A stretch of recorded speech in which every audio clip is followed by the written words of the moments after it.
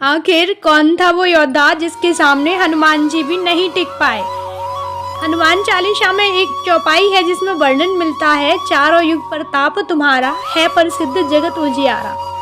अर्थात हनुमान जी को चारों युगों में कोई परास्त नहीं कर सकता था। लेकिन आपको जानकर आश्चर्य होगा कि एकमात्र ऐसा योद्धा भी था जिन्होंने हनुमान जी को हराया था।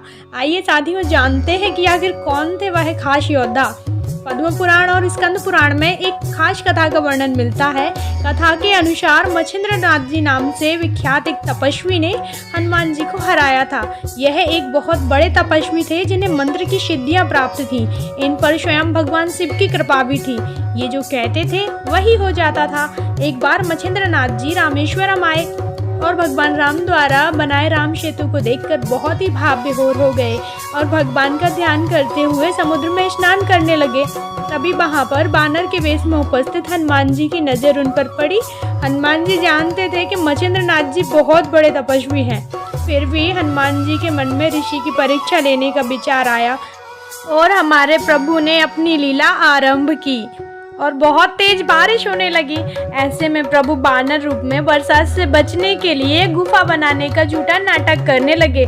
तब मच्छिंद्र नाथ जी की नज़र बानर रूपी हनुमान जी पर पड़ी तो वह बोले, मूर्ख बानर, यह क्या कर रहे हो? क्या प्यास लगने पर ही कुएं का निर्माण किया जाता है? अर्थात तुम्हें पहले से ही गुफा बना लेनी चाहिए थी। यह सुन प्रभु को क्रोध आ गया और दोनों काफी देर तक युद्ध करते रहे। फिर प्रभु श्री राम के आदेश से हनुमान जी ने स्वयं ही हार मान ली, क्योंकि प्रभु श्री राम ने हनुमान जी को बोला कि ये ऋषि हमारे आराध्य महादेव के बहुत बड़े भक्त हैं।